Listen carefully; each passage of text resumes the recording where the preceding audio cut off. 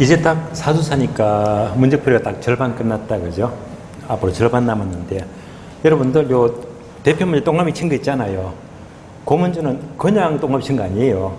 원래 문제 최대한 제가 머리 써가지고 찍어드리는 거예요. 아시겠어요? 그래서 가장 적절히 높을 문제를 찍어드리는 거니까 어쨌건 동그라미 친 거 문제를 최대한 반복 많이 하는 만큼 원래 굉장히 도움이 될 거예요. 예. 반복하는 만큼 도움됩니다. 아시겠어요? 예.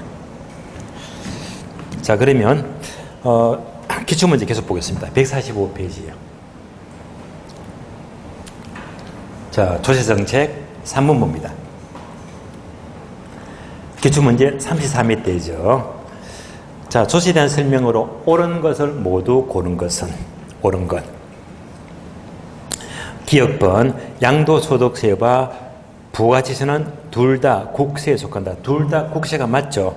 자, 국세하게 되면 또 어떤 게 있습니까? 상속세, 증여세, 또 국세죠, 그죠? 또 종합부동산, 종부세. 예.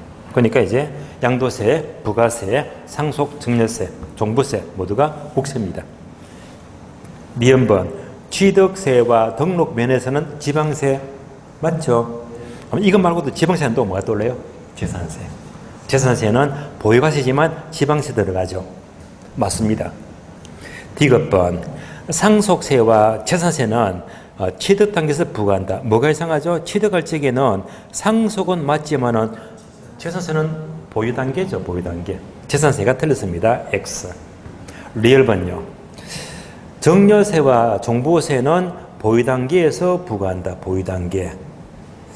종부세는 보유 단계가 맞지만은 증여세, 상속 증여는 취득이죠. 취득. 그래서 증여세가 틀렸다. 취득 단계를 말이 틀렸죠. 옳은 것은 기억번, 리연번, 정답 2번요. 그래서 여러분들이 내 이 정도 문제 풀겠다 하게 되면 여지껏 문제 다 풀리는 거예요. 그런데 참고로 이렇게 묻는 세금 문제가 작년 시험은 정말 어렵게 나왔거든요. 어렵게 나왔습니다. 그런데 얼마나 어렵게 됐더니 출제인지를 문제 잘못 내가지고 정답 없음이 되는 거예요. 네. 진짜 어려웠어요. 그렇게 나오면 풀기가 어려워요. 그러나 작년 시험 빼고는요, 요 레벨을 거의 안 벗어납니다. 나왔다면요, 이쯤이면 꼭 득점하자. 득점하셔야 됩니다. 6번. 조세에 대한 설명이다. 옳은 것은. 28회 때네요. 자, 1번은 조세 효과입니다. 재산세를 부과하면, 세금을 부과하면요, 세금은 다 싫어하지. 수요 증가 틀렸죠. 수요 감소지. 감소. 세금을 부과하는 만큼 가격은 올라갑니다. 가격 상승 맞고요. 수요 증가 틀렸고 수요 감소. X입니다. 2번요. 재산세를 부과하면요, 세금 다 싫어하죠. 공급 증가 틀렸습니다. 공급 감소. 세금을 부과하는 만큼 가격은 상승하죠. 그래서 임대료 하락 아니고 임대료는 상승. 가격은 상승합니다. 두 군데가 틀렸네요. X. 3번요. 취득세율을 낮추면 수요 증가 감소? 당연히 증가죠. 증가. 감소 틀렸고 증가. X. 4번요. 주택 공급의 동결 효과란 가격이 오른 주택의 소유자가 양도세를 납부하기 위해서 주택의 처분을 적극적으로 거래가 뚝 끊겨버리면요, 주택 처분을 추진합니까? 기피합니까? 기피하죠. 기피. 네. 처분을 적극 기피함으로써 공급은 감소가 되죠. 그래서 처분을 기피하고 공급은 감소가 돼요. 두 군데가 틀렸습니다. X. 5번요. 공급 탈락이 0이다. 완전 비탈락이죠. 이때 세금은요, 조세 부담은 공급이 완전 비탈이면 반대로 공급자가 전부 내죠. 따라 세금 부과 시 토지 소유자가 전부 부담한다. 토지 소유자가 공급자잖아요. 공급자, 소유자가 전부 부담한다. 정답 5번. 5번이 옳은 질문입니다. 그래서 6번 문제도 아주 모범적인 좋은 문제가 돼요. 고루고루 질문이 적절히 섞었던 가장 좋은 문제가 됩니다. 자, 이제 예상 문제는 뭐예요? 예상 문제. 예상 문제는요, 157페이지입니다. 157페이지. 자, 1번부터 봅니다. 정부의 규제 임대료보다 교집들어가 시장 원리보다 낮을 경우에 효과로서 틀린 것은 집 한번 볼까요? 요거 낮게 설정하면 항상 공급, 부족, 초과, 수요 뚫려입니다. 틀린 것은 1번 투자들은 투자하는 것을 깊이 한다. 투자 깊이 맞죠. 2번요. 임차인의 이동이 낮아진다. 이동 저하 맞는 말이죠. 3번요. 자, 임대주택 공급은요. 단기에는 비탄력적, 장기는 탄력적이다. 단기 비탄력, 장기 탄력 맞는 말이죠. O가 되고요. 4번 장기적으로 임대주택 공급은 증가한다. 자, 공급 부족이지. 뭐지? 공급 부족이죠. 공급 증가 틀렸습니다. 공급은 감소합니다. 정답 4번 틀렸습니다. 5번요. 규제임대가 시장 원리보다 높을 경우는 아무런 영향을 미치지 않는다. 정답 4번. 4번 틀렸습니다.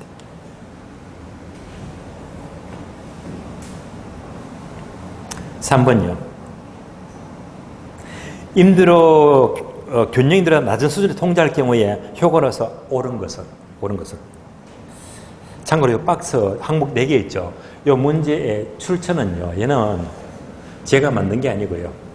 그 사법고시 1차 시험이 있죠. 그죠? 거기서 제가 문제를 옮겨왔는 거거든요. 그래서 이런 문제가 사시에도 이만한 수준이 되는구나 라고 경험하시면 돼요. 여러분들은 다 공부했는 거잖아요. 그럼 보세요. 항상 뭐지? 낮게 설정하면 공급, 부족, 초과, 수요 찾아봅니다. 그러면 이제 니은번, 리얼번 쉽게는 니은번 공급 감소 맞죠? 리얼번 수요 증가, 초과 수요 맞죠? 기업번은요 입주자의 이동성은 낮아진다. 이동 저하 맞는 말이죠. 그럼 디귿번 보시면요 소득을 임으로 재배분한다. 얘가 무슨 말이냐면요. 자 보세요. 소득을 임으로 재배분한다. 얘가 시장 원리. 자, 임대료 규제를요 낮게 설정했지. 그럼 뭐 잡으세요. 시장 원리면 원래 세금을 이만큼 거두던 게 임대료 규제를 하게 되면요 규제할 만큼 임대료는 적잖아요. 그럼 세금을 원래 여기서 거두던 게 이렇게 거두게 되면 세금이 많아집니까? 세금이 적어집니까? 정부의 조세 수입은 원래보다 작아지겠죠. 이를 말해요. 정부의 규제하는 만큼 세금 수입이 작아지면 세금의 기능이 뭐지? 소득 재분배 효과. 그래서 얘는 맞는 말입니다. 따라서 디귿번은 정부의 세금 수입이 줄어들기 때문에 세금 효과로서 소득의 재분배 기능도 하게 된다. 맞는 말입니다. 모두가 옳은 질문이요. 정답 5번입니다.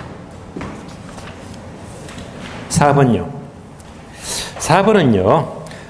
임대료 규제 계산 문제. 규제. 수요 함수가 QD 이퀄 2000-2P다.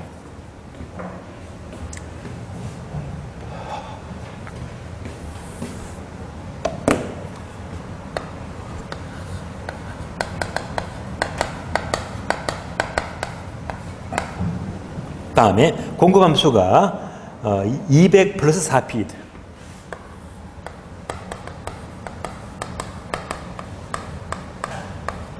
이때 임대료 상한선을 200만 원으로 규제했다. 이때 상황은 뭐습니다? 200만 원 규제했대요.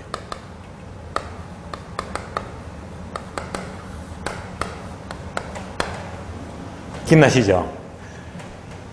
균형가격이 이동해서 정부가 규제하면요 일치시킵니까? 대입합니까? 규제하면 대입하죠. 끝. 규제하면 대입시키죠. 다 풀었습니다. 그래서 이제 200만 대입시키면 됩니다. 가격을 임대료를 200 규제하니까 200 대입. 무조건 200 대입입니다. 얼마? 200 대입입니다. 다 풀었습니다. 계산하면요 2000 빼기 400이죠. 얼마? 1600. 200 더하기 800이죠. 암산 얼마? 1000. 그러면 수요가 1600이 나왔고 공급이 1000개가 나왔습니다. 수요가 몇 개 더 많습니까? 600개 더 많죠. 그래서 정답 수요가 600개 더 많다. 정답 초과 수요 600입니다. 초과 수요 600. 정답 초과수요 6배. 정답 3번입니다.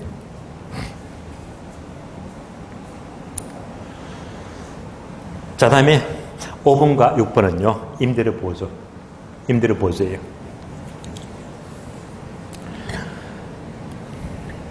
자, 5번 임대료 보조 설명이다. 옳지 않는 것, 틀린 것은 1번 임대료 보조 정책은 시장 기능을 통해서 소기 효과를 자상하므로 정부의 직접 시장 개입이다. 자, 직접 개입, 간접 개입 기억나시죠? 그럼 간접 개입은 뭐라고 했지? 금보조개. 금보조개. 금융, 자, 보조금. 그래서 임대료 보조는요, 금보조개니까 직접 개입이 아니고 간접 개입이죠. 바로 틀린 답 1번입니다. 2번요. 임대료 보조는 소비자 보조와 생산자 보조와 관계없이 양자 모두가 장기는 공급 증가. 관계 있죠? 보조금은 장기는 공급 증가 맞습니다. 3번요. 소득 보조가 집세입니까? 현금입니까? 소득 보조? 현금이죠. 그러니까 소득 보조, 현금 보조 방식이 가격 보조, 집세 보조보다 소비자 효용 측면에서 유리하다. 맞는 말이죠? 옵니다. 4번요. 주택 바우처 제도는 저소득층의 주택 임차를 지원하기 위해서 정부 재정에서 일정액의 임차료를 쿠폰 방식이다. 그대로 맞는 말이고요. 다음에 5번요. 임차인에게 보조금을 지급하는 방식은 공급자 보조금 지급 방식보다 임차인의 주거 선택의 자유를 보장한다. 맞는 말이죠. 임차인에게 보조금 지급하는 소비자 보조 방식이 주거 선택의 자유를 보장한다. 그대로 옳은 질문입니다. 틀린 답 1번. 6번요. 임대료 보조 설명이다. 옳은 것은 1번. 임대료 보조를 받은 저소득층은 보조금 받는 건 수요가 증가하죠. 요거잖아요. 보조금 받는 만큼 소득이 증가하고 수요 증가하겠지. 그럼 결국 보조금 받는 만큼 소득이 증가한다, 수요가 증가한다 이겁니다. 얘가 바로 수요법칙.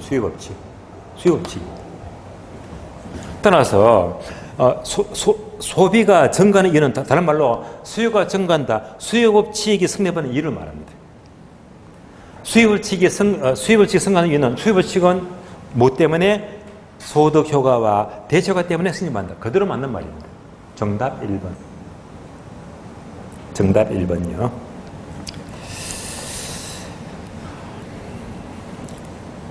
1번도 기출문장으로 기억납니다. 2번. 임대료 보조는 실질 소득의 감소가 아니라 소득 증가죠. 소득 증가 X. 3번요. 임대료 보조는 궁극적으로 임대주택의 공급자 부담을 줄인다. 아니죠. 임차인 주로 궁극적으로는 바로 수요자 또는 임차인이죠. 공급자가 아니고 수요자 또는 임차인의 부담을 줄이는 것이 목적입니다. 틀렸고. 4번요. 저소득층 주택 임차를 지원하기 위해서 도입된 주택 바우처 제도는 쿠폰 방식이니까 소득 보조가 아니죠. 가격 보조죠. 그죠? 집세 보조이기 때문에 소득 보조가 아니고 가격 보조의 예라고 봐야 되겠네요. X. 5번요. 공급자에게 보조금을 지급하면 그것만큼 공급비용, 생산비가 증가돼요, 감소가 돼요. LH 공사에서 보조금 지급받게 되면요, 보조금 받는 만큼 생산비가 하락하죠. 그러면 공급비용이 하락하지. 감소죠, 그죠? 공급비용 증가 틀리고 공급비용, 생산비가 감소가 돼요. 생산비가 감소가 되면 임대료가 상승이 아니고 하락하죠. 임대료가 하락하면 임대인이 혜택을 보는 게 아니고 임차인이 혜택을 보죠. 임차인이 혜택을 본다. 세 군데 다 틀리네요. 공급비의 감소로 임대료가 하락하면서 임대인이 아니고 임차인이 혜택을 누린다. 다 틀렸습니다. 옳은 것 정답 1번. 8번 보겠습니다. 자, 공공주택 특별법상용으로서 옳은 것은. 자, 요 문제가 영국행 통장 분기를 묻는데요. 이런 문제가 최근에 계속 나왔거든요. 이런 문제는 일단은 최근 패턴입니다. 유행. 봅니다. 1번. 자, 국민임대주택은 국가 등의 재정을 지원받아서 최저 계층의 주거 안정을 위하여 50년 이상 또는 영구 임대 목적이다. 50년 영구 임대 목적이면 국민 임대주택이 아니고 바로 영구 임대주택이죠. 영구 임대주택. 1번과 2번은요, 단어가 바뀌었습니다. 1번이 뭐지? 영구 임대주택. 2번은요, 국가 등 기관이 재정 주택 도시계획 자금을 지원받아서 30년 이상 장기 임대, 30년 장기 임대면요, 바로 국민 임대주택이죠. 1번, 2번은 서로 단어가 바뀌었습니다. 3번요. 장기 전세주택은 두 번째 줄 대학생, 사회초년생, 신혼부부 등 젊은층 조합용 목적이다. 이는 바로 행복주택이죠. 행복주택. 결국 3번하고 4번이 또 바뀌었네요. 3번이 뭐? 행복주택. 4번은요. 국가 등의 재정, 도시기금 지원받아서 전세 계약 방식으로 공급하는 공공임대주택. 전세 방식이면 주로 얘가 바로 장기 전세 임대주택이죠. 장기 전세주택입니다. 그래서 3번, 4번 바뀌었습니다. 3번이 행복주택, 4번이 장기 전세주택입니다. 바뀌었고. 정답 5번인데요. 분양전환 임대주택은 일정 기간 임대 후에 분양 전환 목적 그대로 맞네요. 정답 5번. 그래서 어쨌든 8번 문제가 나왔다면 이제 최근 유행이기 때문에 이런 문제는 여러분들이 나오시면 이제 절대 이런 문제를 잘 해결하셔야 됩니다. 다음에 10번. 주택 정책에 대한 설명이다. 틀린 것은? 1번. 공공임대주택을 공급하면 단기에는 사적시장 임차인의 탄력성이 커지게 되면서 임차인의 조세 부담을 적게 해준다. 1번 질문은 이해하시면서 요 1번 유서 지문이 빈출입니다. 그래서 1번은요. 설명 듣고 나왔다면 앞으로 편하게 보세요. 요거잖아요. 그림 봅니다. 공공주택을 지었습니다. 싼 쪽으로 활발하게 이동하죠. 되시겠죠? 얘들 임차인들이 활발하게 이동합니다. 자, 임차인이 활발하게 이동합니다. 한번 볼까요? 임차인이 활발하게 이동하면요, 임차인의 수요 탄력성입니다. 임차인의 수요 탄력성은 활발하게 이동하면 탄력성이 크다 작다? 크죠? 다 풀었습니다. 그럼 탄력성과 세금은 반대지, 반대. 반대가 되면 임차인은 세금을 작게 내지. 결론, 활발하게 이동하면 임차인은 탄력적이니까 반대로 임차인은 세금을 작게 낸다. 요즘은 잘 나옵니다. 1번 맞는 말입니다. 공공임대주택은 단기에는 사적시장 임차인이 활발한 이동으로 탄력성이 커지게 되니까 임차인 세금 부담을 적게 해준다. 5가 되고요. 2번, 선분양은 자금 조달이 쉽다고 했죠. 그러니까 공급자 유리하죠. 공급자 중심이다. 후분양은 자금 조달이 어려워요. 그러니까 소비 중심의 지역이다. 맞습니다. 5입니다. 3번요. 분양가 상한제는 분양가를 시장가격 이상에서 최고가를 설정한다. 아니지. 시장가보다 낮게 설정하죠. 시장가격 이상이 아니고 이하로. 낮게 설정하죠. 시장가격 이상 틀렸고 이하로 설정합니다. 정답 3번 틀렸고. 4번까지 볼게요. 임대료 보조금은 단기에는 임대료가 상승하고 장기적으로 공급을 증가시킨다. 10번 볼까요? 임대료 보조. 소득이 증가한다. 수요가 증가한다. 임대료 올라가죠. 그러니까 공급도 늘어납니다. 요거 묻는 겁니다. 그래서 4번 질문은 단기는 임대료가 상승하고 장기 공급 단기는 수요가 증가하죠. 장기에는 공급도 증가하더라. 이건 뭐예요? 따라서 그대로 맞는 말입니다. 틀린 답 정답 3번. 14번요. 14번. 분양가 교제하는 경우에 설명으로 가장 옳은 것은 10번입니다. 요거. 분양가 교제 상한제. 분양가를 규제나 낮게 규제면 무조건 공급 감소, 초과 수요. 그리고 시장가 분양가 사이만큼 점에 차익이 생기죠. 투기수요가 그 승부입니다. 이건 무엇입니까? 옳은 것은 1번 초과 공급 아니죠. 초과 수요. 초과 수요. 틀렸고. 2번요. 장기적으로 가격 하락. 장기적으로 공급이 부족하죠. 공급이 부족하면 가격은 상승하죠. 그래서 장기적으로 가격 하락 틀리고 상승합니다. 왜? 공급이 부족한데요. 가격 상승입니다. X. 4번요. 공급자는 투자를 증가합니까? 기피합니까? 당연히 기피하지. 틀렸고. 4번. 공급은 질이 향상돼요? 저하돼요? 저하되겠죠? X. 정답 5번. 공급이 부족하니까 저소득층의 주택난은 갈수록 심화를 초래한다. 정답 5번입니다. 정답 5번.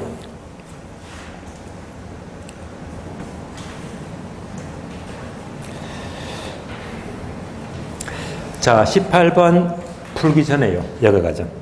풀기 전에 17번은 동아리를 안 했지만은요. 일단 앞에다 체크표만 하시면서 풀면 도움이 돼요. 왜냐하면 여가과정은 문제가 항상 A급이니까 한 문제 더 푸는 게 도움되거든요. 17번 보겠습니다. 여가과정과 주거거리의 설명이다. 틀린 것은 1번 고소득층 사용하는 주택이 저소득층 사용으로 전환되었다. 동네가 좋아졌어요? 나빠졌어요? 나빠졌죠. 상향 바로 틀렸네. 하향여가죠. 정답 1번. 그 남은 질문들로 계속 봅니다. 2번요. 고소득층에 대한 주택 공급은요. 얘들은 새집을 짓잖아요. 그러니까 신규 건설을 맞습니다. 저소득에 대한 서비스 공급은요. 새 들어가기 때문에 고소득 주택으로부터 하향을 통해서 이루어진다. 맞는 말이죠. O입니다. 3번요. 저소득층 주택의 계량비가 가치 상승보다 적대요. 10번 봅니다. 요거죠. 보수비용, 계량비가 가치 상승보다 적다. 적대 말입니다. 그러면 재개발하고 동네가 좋아집니다. 계량비가 적다고 하면 저소득층 지역은 재개발되면서 고급지역으로 변할 수 있다. 맞는 말입니다. 4번 주거분리는요. 고급과 저급이 분리된다. 맞는 말이고요. 5번요. 고급과 저급이 인접한 경우에 자 고급 주거지역에 인접한 저소득층 주택은 기분 좋죠. 그러니까 할증 맞습니다.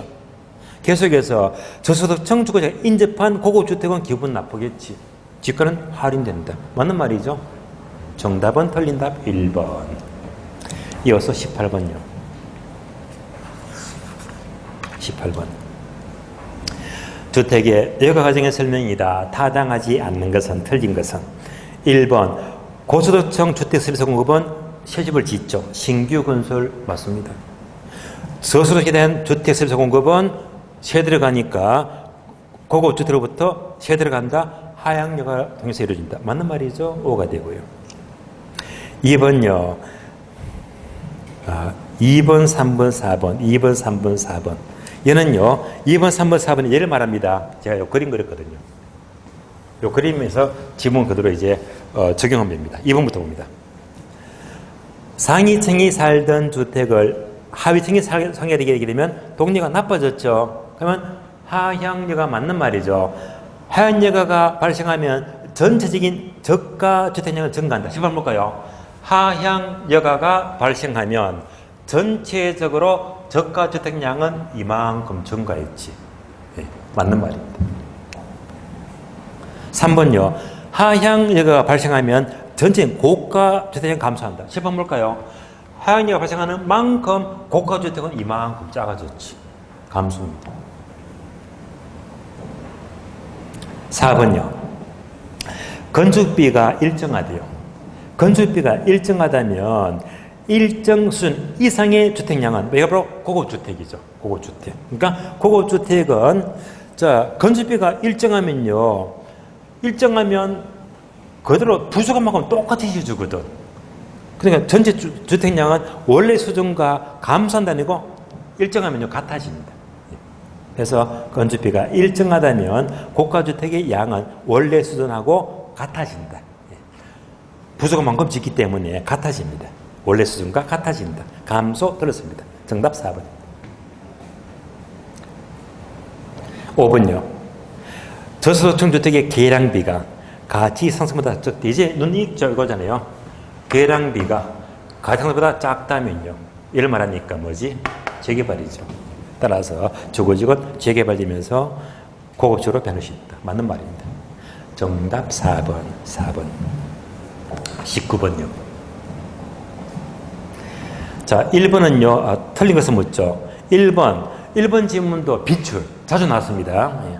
문장 딱 보자마자, 빨리 쓰게 됩니다. 공공임대주택의 공급확대 정책은 임대주택의 재산세가 임차인에게 정가의 현상을 완화시킨다. 10번 봅니다. 요거. 공공임대주택을 지으니까 이동하잖아. 활발 이동. 이동하면 얘들은 사실 크기 때문에 임차인의 세금을 적게 내는 되겠죠. 그러니까 임차인의 세금 부담을 완화시킨다. 공공주택을 확대하는 만큼 활발한 이동으로 세금을 적게 낸다. 완화시킨다. 빈출입니다. 옳은 지문입니다.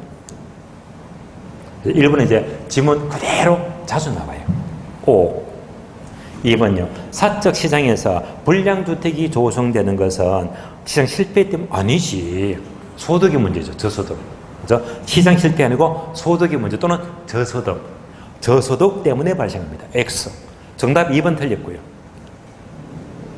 3번요. 헨리 조지는 토지에서 나오는 지대 수입을 100% 증시할 경우에 토지세 수입만으로도 정부의 모든 재정을 충당할 수가 있다고 했다. 이거로 토지 단위세 맞네요. 5가 되고요. 4번요. 4번도 기출문장도 이렇게 나왔습니다. 정부가 임대료를 보자면요. 단기에는 임대료는 상승하지만 장기적으로 임대료를 낮추긴다. 7번 보세요. 보조금을 지급하면요. 소득이 늘어나 수요가 늘어나 임대료 상승해. 공급이 늘어나. 그러나 임대료 하락하잖아요. 근데 시험은 이런 물었어요. 요건 물었습니다. 단기는 임대료가 상승하지만 장기적으로 임대료를 하락시킨다. 요 문장입니다. 그래서 O입니다.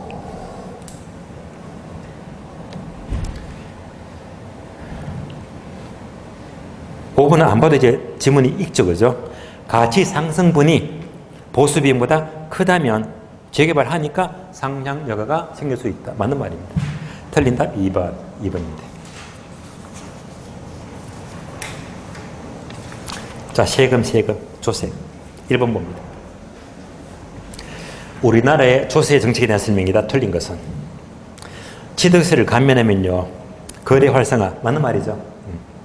2번. 정려세는 국세 맞습니까? 상속세, 정려세는 국세 맞죠?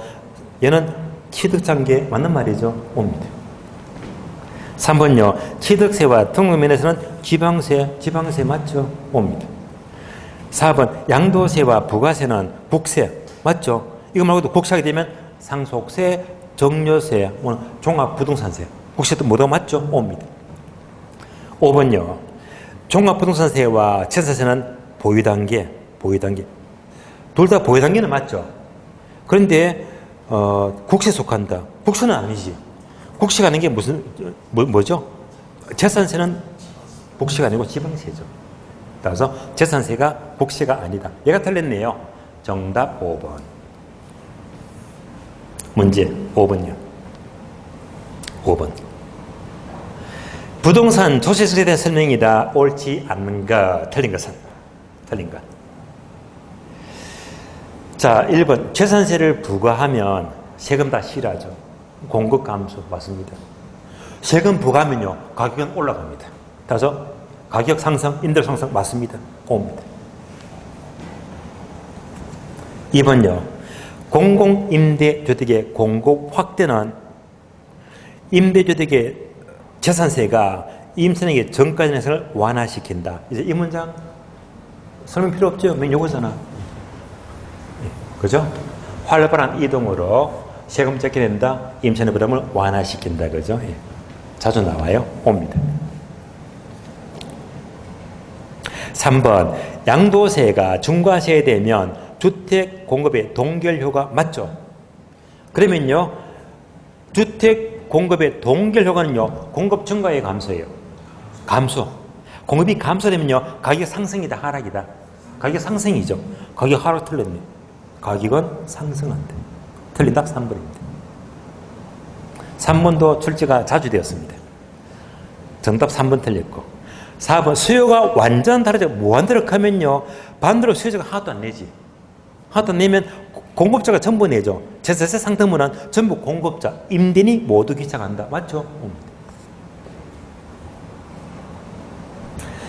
5번 주택 가격에 일률적으로 동일한 세율을 조율하는 전세는 때로는 임차인이 많이 낼 수가 있죠. 이런 경우를 역진세적인 효과를 나타낸다. 맞는 말입니다. 5가 되고요. 정답 3번 틀렸습니다.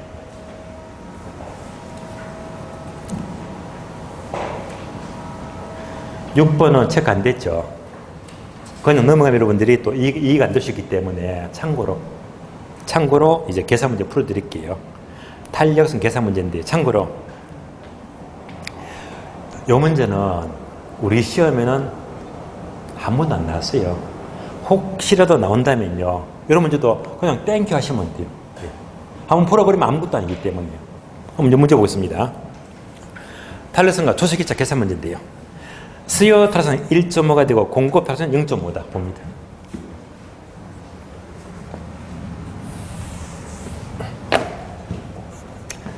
수요 탄력성은 1.5가 되고 공급 탄력성은 0.5다. 계속해서 이때 양도세를 1,000만 원 중과했대요. 이럴 때 양도세를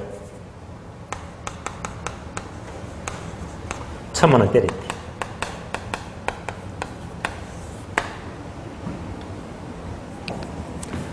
이때 매도자는 얘가 매도자 맞죠? 공급. 매도자는 세금을 얼마 부담하느냐? 여기까지 따라오셨죠? 계산합니다. 그러면 세금을 1,000만 원 때리면 탄력성이 다르잖아. 탄력성에 따라 조석기차가 달라지면 일단 계산합니다. 그러면 합하니까 합 얼마? 합계 2죠, 그죠? 2. 전체가 2입니다. 그러면 2 중에서 1.5가 되고 0.5니까 그대로 이제 계산합니다. 자, 세금이 1,000만원이죠. 1,000만원인데 전체가 2인데 맞죠? 얘가 1.5가 돼요. 1.5. 다음에 얘는 계산하면 전체 세금 1,000만원인데 전체가 2가 되고 얘가 0.5가 돼요.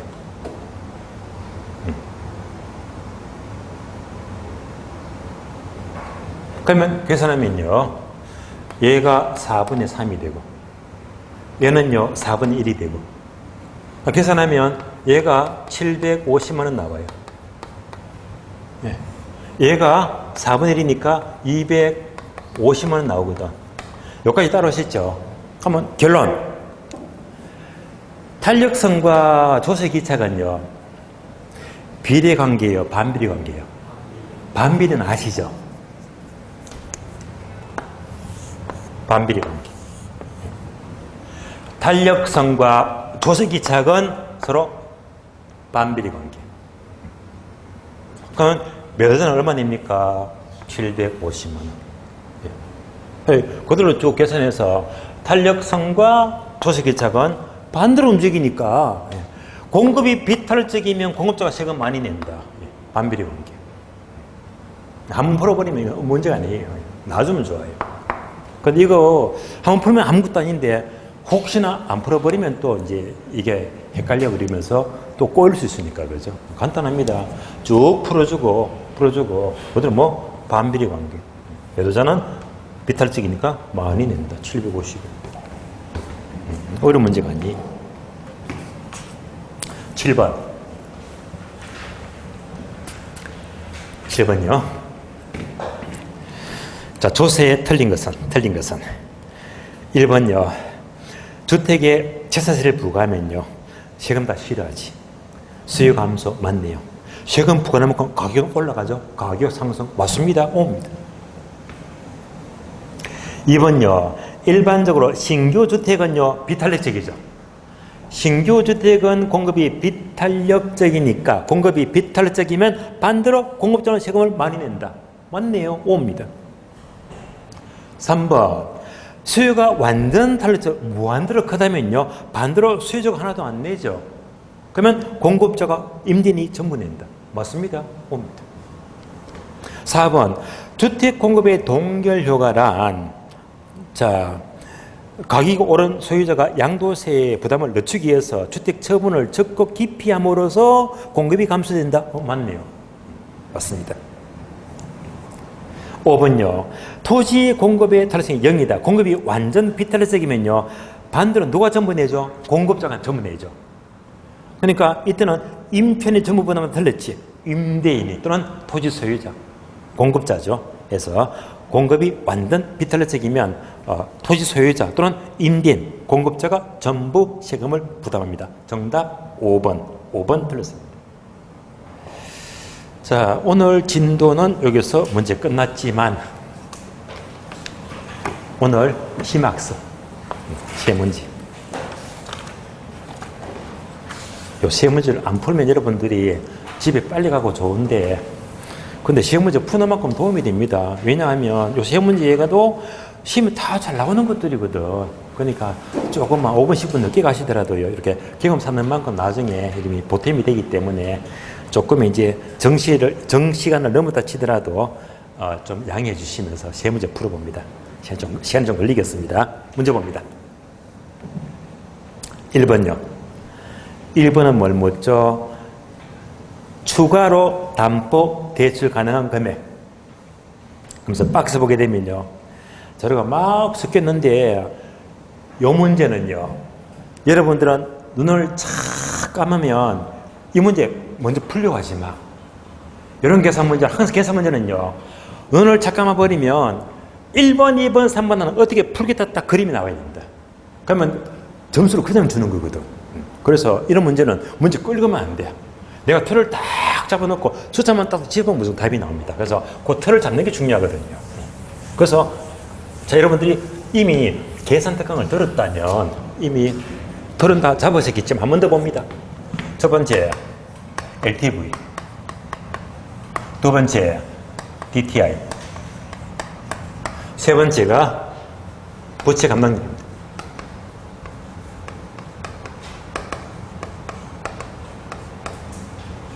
그러면 우리 시험은요 항상 두 개를 걸어서 물어요. 그래서 1번, 2번을 걸어.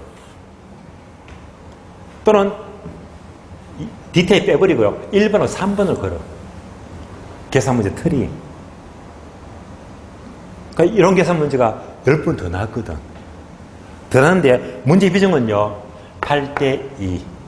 이렇게 묻는 게 80%. 80%. 1번, 3번 걷는 게 20%. 예. 근데 이 문제가 1번, 3번 걷는 게 문제 1번이거든. 그러니까 일단 이 틀부터 주면 돼. 공식은 이제 아시겠죠? 공식. LTV는 분모 분자. 분모가 부동산 가격이 돼요. 분자가 뭐지? 대출금. 바로 답이 나옵니다. 대출금. 간단하잖아요. 다음에 DTI는요. 분모가 개인의 연소득이죠. 분자가 원리금 상환액이죠. 그래서 DTI는 바로 대출금을 구할 수가 없고 뭘 구하더라? 원리금 상환액을 구하자는 말입니다. 그럼 이제 이를 통해서 대출금 만들어야 되겠지. 그래서 양조 딤펄 마시자, 윈저 마시자, 윈저. 윈저. 윈저 하게 되면 그대로 뭐 원리금 상환액입니다.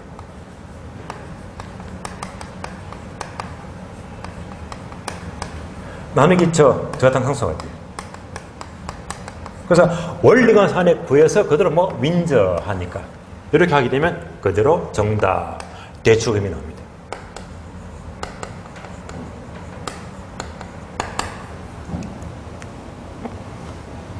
만약 얘가 5억이 나왔습니다. 얘가 4억이 나왔어요.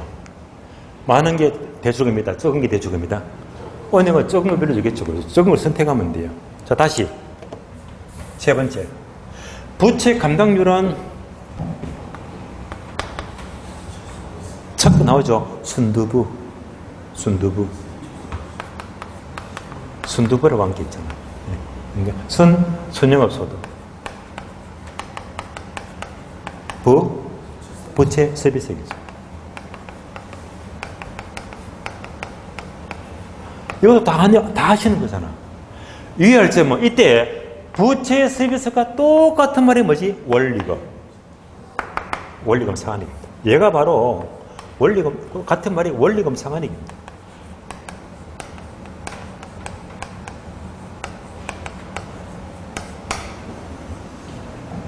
그러니까 항상 예를 드는 경우는요, 순영업 소득이 얼마고, 부채 감액이 얼마인데, 이제 얘를 구하라. 얘를 X, 모른대 말입니다. 결국, 예를 주더라도 뭐지, 이제, 분모를 구할 수 있거든요. 얘만 구하게 되면 똑같이 어떻게 돼? 그대로 윈저. 이렇게. 윈저. 이걸로 끝. 이 텀만 잡아놓고 이제부터 문제 보면서 숫자만 따박 넣어주면 돼요. 이게 아니면 이제 막 꼬이는 거라. 자, 이제 결국 뭐냐. 결국은 2번이건 3번이건 둘 다 원리금 상환액 구해서 그대로 뭐 윈자면 대주고 나온단 말입니다. 자, 지금부터 무조건 이제 요 틀을 잡아놓고 숫자만 딱딱 넣어주면 돼요. 자, 문제 봅니다. 문제. 1번. 대출 기간에서 담보평가 시 자산가치 몇 줄 아세요? 자산가치. 자산가치에다가 화살표 적어줘요. LTV. 자산가치가 뭡니까? 부동산 가격이거든, 가격. 그러니까 예를 통해서 LTV 구하란 말이 되고. 다음에 현금 수지 몇 줄? 현금 수지. 화살표 적어줍니다. 요거. 부채 감당률. 현금 수지에서 그 경비 빼고 빚 갚고 해가지고 결국 이제 순두부 나오잖아요. 현금 수지. 그러니까 자산 가치는 LTV이고 현금 수지가 뭐지? 부채 감당률. 그러니까 1번, 3번 구하리 말입니다. 이 두 가지를 기준으로 해서 최대 대출 가능금을 산정하는 경우에 다음 조건이 명시된 대상 구간의 추가 담보 대출 금액은 얼마인가? 추가 대출 금액입니다. 그러면 이제 요거 두 개 구하라. 1번, 3번 구하래. 하면 디테일은 필요 없죠. 나가래. 이 문제는 이제 1번하고 3번으로 구해버리면 1번, 3번으로. 이제 아무 생각 없이 박스 보고요. 숫자만 그냥 넣어주자. 첫 번째, 자산 가치가 20억. 부동산 가격이 얼마? 20억. 두 번째, 순영업 소득 1.2억. 순영업 소득 얼마? 1.2억.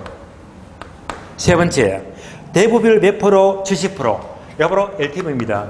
대부비율이 몇 프로? 70%다. 네 번째, 저당 상수가 8%다. 저당 상수가 8%다. 다섯 번째, 부채 감당률이 1.5다. 부채 감당률이 1.5다. 마지막에 기준 대출은 2억이죠. 얘는요, 나중에 다 구한 다음에 추가 대출을 모르니까 일단 이거부터 숫자 다 넣었으니까 구해봅니다.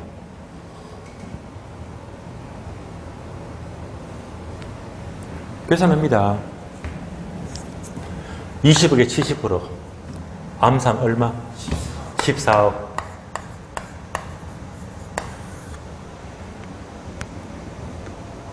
다음에 순영업 소득이 1.2억이고 부채 감당률이 1.5가 되면요. X값, 얘를 구하는 거는요. 올라가면 곱하기 하면 되고 내려오죠. 이때는요. 거꾸로 나누기 하면 되거든요. 그러면 이제 1.2억 나누기 1.5 해주면 됩니다. 그러면 이제 나누기 하면 0.8억이 나와요. 0.8. 0.8억이면 얼마가 되지? 8천만 원이죠. 8천만 원. 그럼 이제 원리금 상환액이 8천 나왔습니다. 다 구했네. 그래서 이제 그대로 뭐지? 윈저. 원리금 얼마? 8천만 원. 윈저. 그래서 8천만 원 나누기 8% 하게 되면 10억이 나와요.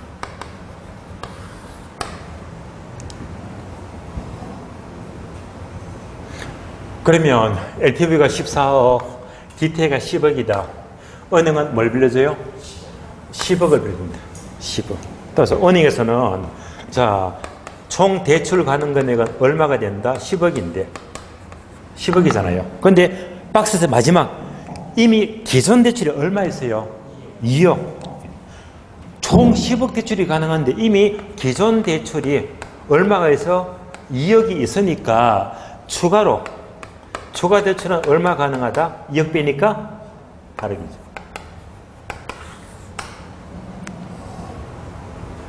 그래서 추가 대출 얼마? 8억. 정답 2번. 정답 2번입니다. 우리 지금 하도 얘가 많이 나와서 80%. 그래서 이제 오히려 시험은 얘가 나면 더 좋은 거고 설령 또 이렇게 못다 쳐도 이런 요털도요 기출문제는 수점 바꿔놨거든요. 기출문제에서 바꿔놓기 때문에 이렇게 나와도 기분 좋게 여기다가 따박따박 숫자 넣어주면 답은 쉽게 나옵니다. 그래서 항상 추가 대출 가능 금액 구하는 계산 문제는 어려운 게 아닙니다. 아시겠어요? 숫자만 넣으면 무조건 답이 나와요. 여지껏 문제가 이틀 안 벗어났거든. 여지껏 문제가요. 자, 정답 2번입니다. 문제 2번. 부동산 시장에 대한 설명으로서 틀린 것은 1번 효율적 시장이란 새로운 정보가 지처시 즉각 반영되는 시장 맞죠? 부동산 가격은 장래 수익의 변동이 예견되면 즉시 반영이 될까요? 예견될 때 반영이 될까요? 즉시 맞죠? 예를 들면 자 오늘 신문기사를 딱 보니까 오늘 아침 기사에 서울시 외곽지 모 지역의 땅이 그린벨트가 앞으로 2달 뒤에 풀린대. 2달 뒤에. 그러면 땅값은요 2달 뒤부터 올라갑니까? 지금부터 올라갑니까? 지금부터 올라가죠. 그러니까 즉각 올라가지 2달 뒤 예견될 때 올라가는 게 아니잖아요. 따라서 장래 수익 변동이 예견되면 즉시 반영이 되지 예견될 때가 아니죠. 즉시 반영이 맞습니다. 2번 실제로 할당 효율적 시장이라는 개념 자체가 완전 경쟁 시장만 의미한 것이 아니라 부동산 시장도 얼마든지 할당이 될 수가 있죠. 그래서 맞는 말입니다. 3번요. 부동산 시장은 부정성으로 인하여 단기 거래가 곤란하다. 자, 단기 거래가 곤란하다는 것은 다른 말로 이걸 말하죠. 단기 거래가 곤란하다.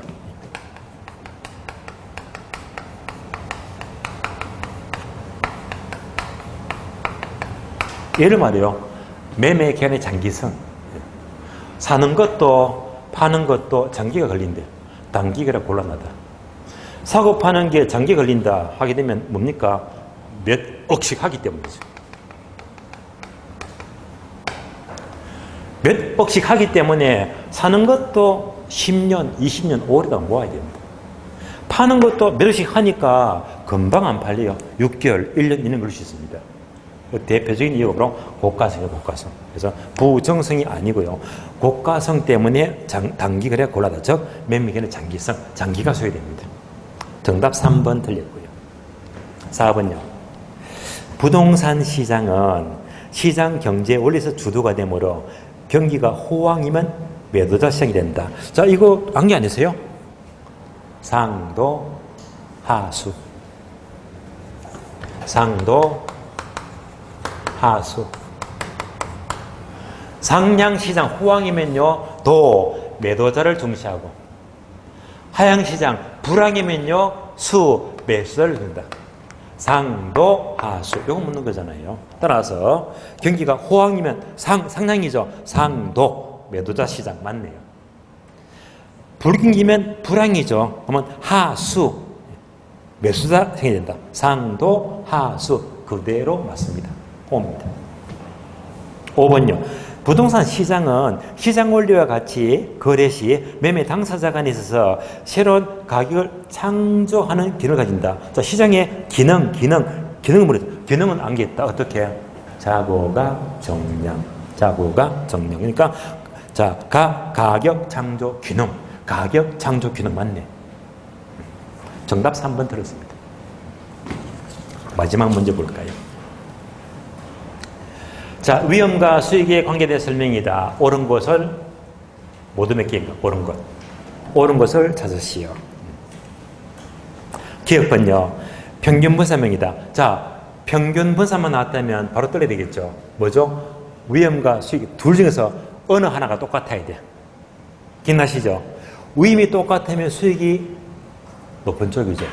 수익이 똑같으면 위험이 작은 쪽이잖아. 요거 묻는 겁니다. 따라서 평균 분사명에서 A와 B가 존재할 때 A의 수익이 B보다 크대. A가 수익이 커요.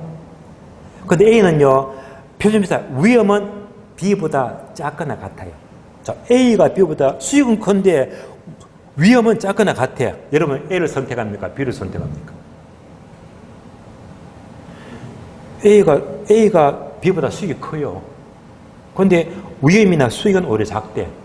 각하나 작대. 당연히 뭐지? B가 아니고 누구나 A를 선택하죠. 당연히 누구나 A를 선택합니다. X.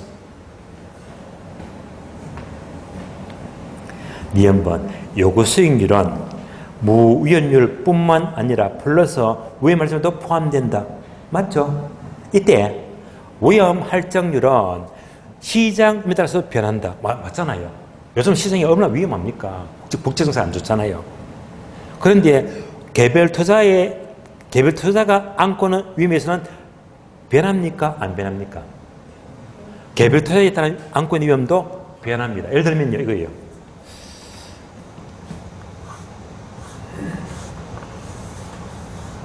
뭐 이런 거 있죠, 그죠? 이런 거. 암호화폐였습니다. 비트코인이 막 지금은 한 6, 7천만 원 하죠, 그죠? 예. 그러면 요거에 비트코인을 여러분 해석하는 방향이 저랑 다 달라. 예. 어떤 사람은요, 이거 선호합니다. 정말 좋아합니다. 왜? 저 사람은 대박 날 거니까. 예. 완전히 연골 해서 투자합니다. 올인합니다. 어떤 사람은 쳐다보지도 않아요. 쪽박차니까. 그러니까 이걸 보는 관점은요, 개인마다 전부 다 같아, 달라. 위험하잖아요. 요 문장입니다. 따라서, 자, 위험할증률은요, 개별 투자가 안고 있는 위험에서도 전부 다 다르니까 변합니다. 개인마다 다 달라요. 개인마다 변한다. X. 위험은 사람마다 달라집니다. X. 디귿번요. 위험한 투자일수록 높은 할인율, 즉 높은 요소를 적용하잖아요. 높은 요소를 적용하게 되면 부산 가치는 상승합니까? 하락합니까? 하락하죠. 왜? 위험과 가치는 반비례 관계니까. 위험과 가치는 반비례 관계죠. 부동산 가치는 하락한다. X입니다. 리얼번. 위험과 수익의 서로 비례관계에 있다는 것은 비례관계. 이때 비례관계는 시장에 비체계적 위험이 아니고 체계적이죠. 피할 수 없는 체계적 위험과 수익이 비례관계죠. 비차를 빼야 되겠네요. 틀렸습니다. X. 니은번. 비체계적 위험이란 시장의 힘에서 야기된다. 시장의 힘은 누구나 피할 수가 없잖아요. 피할 수가 없기 때문에 피할 수 없으면 모든 것을 그냥 주는 것은, 자, 이 문장은요, 피할 수 없는 비체계적, 비자를 빼야 되겠네요. 그래서 비체계적 아니고 체계적 위험의 설명이죠. 피할 수 없는 체계적 위험의 설명입니다. 그래서 다 틀렸네요. 옳은 것은 빵이죠, 그죠? 정답 1번, 0개. 정답 1번 되겠습니다. 자, 심학습 문제 3문제 봤고요. 자, 오늘 수업 마치겠고, 혹시 원서 접수가 이번 주까지죠? 안 그래요? 이번 주까지. 그래서 혹시 안 내신 분들은요, 빨리 꼭 마감하시고, 어떤 분들도 있어요. 깜빡하다 보니까 잊어버리는 거야. 접수 못하면 시험 못 칩니다. 접수 못하면 어떡합니까? 나중에 10월 총괄되게 되면 추가 접수 기간 있잖아요. 그죠? 그때 되면 정말 마음 불편하고 스트레스 받잖아요. 혹시라도 절대 안 내신 분들은 꼭 접수하시면서 이제부터 바짝 열심히 달리셔야 되겠습니다. 다음 주에 뵙도록 하고요. 이것을 마치겠습니다. 자, 수고하셨습니다.